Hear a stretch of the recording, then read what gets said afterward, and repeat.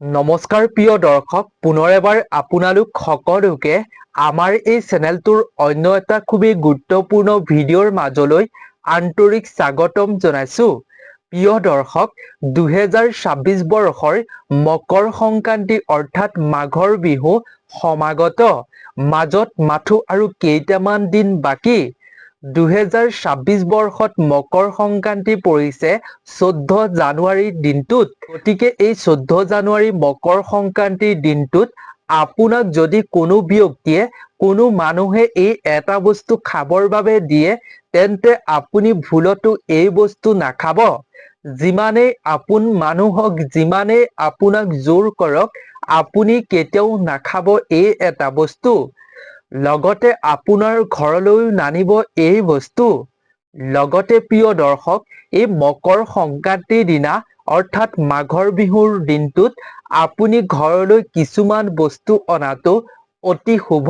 আজিৰ এই ভিডিঅ'টোত আমি আপোনালোকৰ লগত শ্বেয়াৰ কৰিব খুজিছো আপুনি মকৰ সংক্ৰান্তিৰ দিনা বছৰটো সুফল পাবৰ বাবে কি বস্তু ঘৰলৈ অনাটো অতি শুভ আৰু আপুনি এই দিনটোত কি বস্তু খোৱাৰ পৰা বিৰত থাকিব লাগিব আৰু কি বস্তু ঘৰলৈ কেতিয়াও ভুলতো আনিব নালাগিব, আনে দিলে তাৰ বিষয়ে আপোনাক সুন্দৰভাৱে আমি এই ভিডিঅ'টোত জনাব খুজিছো। গতিকে আপুনি যদি গোটেই বছৰটোৰ বাবে সুফল পাব বিচাৰে, সুস্থ হৈ থাকিব বিচাৰে, আৰ্থিক উন্নতি হ'ব বিচাৰে, তেন্তে আপুনি এই ভিডিঅ'টো সম্পূৰ্ণকৈ চাওক। এই ভিডিঅ'টোৱে আপোনাক বহুতো উপকাৰ সাধন কৰিব। বহুতে নজনাকৈ এই মাঘৰ বিহুৰ দিনটোত অৰ্থাৎ মকৰ সংক্ৰান্তিৰ দিনা আনে দিয়া এনে বস্তু ঘৰলৈও আনে আৰু তেওঁলোকেও নিজেও সেৱন কৰে। কিন্তু প্ৰিয় দৰ্শক, বিশ্বাস অনুসৰি এই দিনটোত এই বস্তুটো খোৱাটো একেবাৰে ভাল নহয়। গতিকে আপুনিও এই ভিডিঅ'টো সম্পূৰ্ণকৈ চাওক আৰু জানি লওক কোনটো বস্তু খাব নালাগিব আৰু কোনটো বস্তু ঘৰলৈ আনিব নালাগিব আৰু আপুনি ঘৰলৈ কোন কেইটা বস্তু অনাটো অতি শুভ বছৰটোৰ বাবে। গতিকে ভিডিঅ'টোৰ মাজলৈ আগবঢ়াৰ পূৰ্বে আপুনি কমেণ্টত সূৰ্য নাৰায়ণক ভক্তি কৰি আপুনি সূৰ্য ভগৱানৰ নাম কমেণ্টত লিখিব। লগতে প্ৰিয় দৰ্শক, এই দিনটো অৰ্থাৎ মকৰ সংক্ৰান্তিৰ দিনটোত সূৰ্য দেৱতাৰ বিশেষ মহত্ব আছে। গতিকে আপুনি বছৰটোৰ বাবে সূৰ্য দেৱতাৰ কৃপা দৃষ্টি পাবৰ বাবে আপুনি ভিডিঅ'টোত অৱশ্যেই এটা লাইক কৰিব। লগতে আপুনি এই চেনেলটো যদি প্ৰথমবাৰৰ বাবে ভিডিঅ' চাইছে, তেন্তে অৱশ্যেই চেনেলটো ছাবস্ক্ৰাইব কৰি ৰাখিব।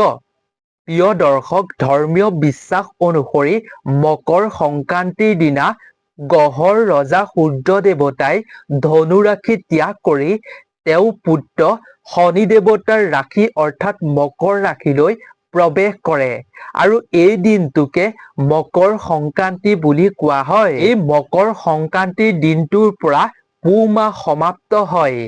প্ৰিয় দৰ্শক, হিন্দু শাস্ত্ৰ আৰু কিংবদন্তীৰ অনুসৰি এই মকৰ সংক্ৰান্তিৰ দিনটোত গংগাই ভগীৰথক অনুসৰণ কৰি আৰু কপিলী মুনিৰ আশ্ৰমৰ মাজেদি গৈ সাগৰৰ মাজত মিলিত হৈছিল বুলিও কোৱা হয়।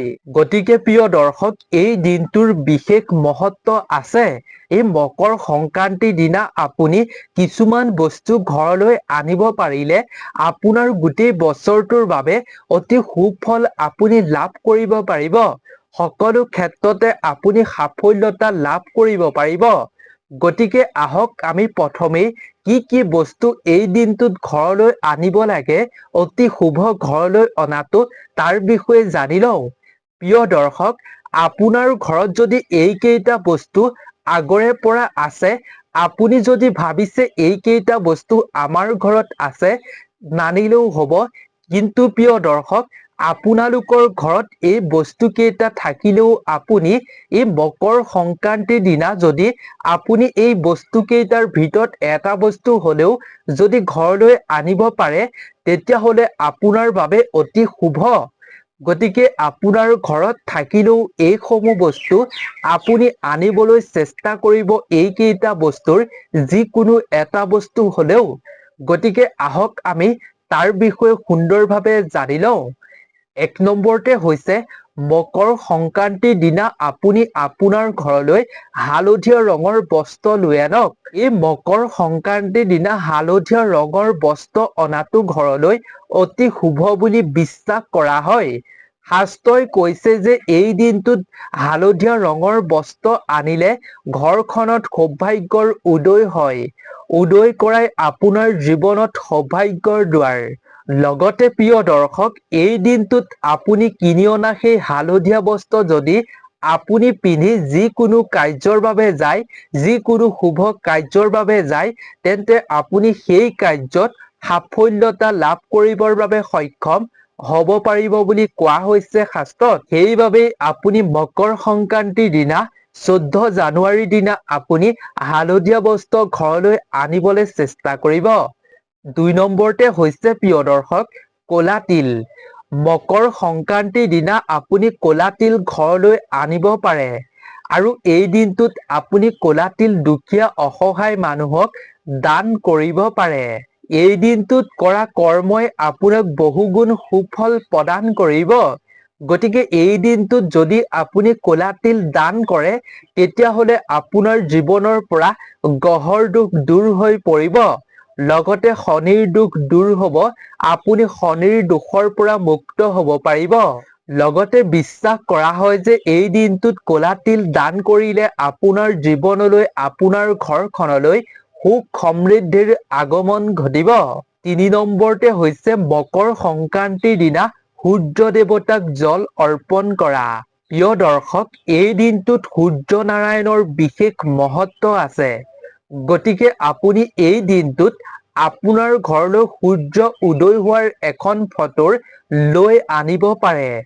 যদি আপুনি সূৰ্য উদয় হোৱাৰ এখন ফটো মকৰ সংক্ৰান্তিৰ দিনা লৈ আনিব পাৰে, তেতিয়াহ'লে আপুনি বছৰটোৰ বাবে সূৰ্য নাৰায়ণৰ লগতে লক্ষ্মী দেৱীৰ কৃপা লাভ কৰিব পাৰিব। এই ফটোখন আপোনাৰ ঘৰৰ উত্তৰ পূব দিশত আপুনি লগাব। ইয়াৰ ফলত প্ৰিয় দৰ্শক, আপোনাৰ ঘৰৰ পৰা বাস্তুদোষ দূৰ হ'ব আৰু ঘৰত থকা আৰ্থিক সমস্যা, আৰ্থিক অভাৱ অনাটন দূৰ হৈ পৰিব। ফলস্বৰূপে ঘৰখনত লক্ষ্মী আৰু সূৰ্য নাৰায়ণৰ কৃপাত ঘৰখন আৰ্থিক উন্নতি ঘটিব বুলি কোৱা হৈছে। 4 নম্বৰতে হৈছে প্ৰিয় দৰ্শক, মকৰ সংক্ৰান্তিৰ দিনা আপোনাৰ ঘৰলৈ এডাল ঝাৰু ক্ৰয় কৰি অনাটো অতি শুভ বুলি গণ্য কৰা হৈছে। ইয়াৰ দ্বাৰা লক্ষ্মী দেৱীৰ বিশেষ আপোনাৰ ঘৰলৈ আৰ্শীষ পৰিব, অৰ্থাৎ কৃপা দৃষ্টি ঘৰলৈ পৰিব। লক্ষ্মী দেৱীৰ কৃপাত ঘৰৰ সদস্যসকলে সকলো ক্ষেত্ৰতে ভাল ফল পাব আৰু ঘৰৰ উন্নতিও ঘটিব বুলি কোৱা হৈছে। সেইবাবে এই 4টা বস্তু আপুনি আনিবৰ বাবে মকৰ সংক্ৰান্তিৰ দিনা অৱশ্যেই চেষ্টা কৰিব। লগতে প্ৰিয় দৰ্শক, মকৰ সংক্ৰান্তিৰ দিনা শনিৰ লগতে সূৰ্যকো পূজা কৰিব লাগে বুলি বিশ্বাস কৰা হৈছে। এই দিনটোত যদি আপুনি পিতা সূৰ্য আৰু পুত্ৰ শনিক যদি আপুনি পূজা কৰি সন্তুষ্ট কৰিব পাৰে, তেতিয়াহ'লে আপুনি দুয়োটা বিপদৰ পৰাই আঁতৰি থাকিব পাৰিব।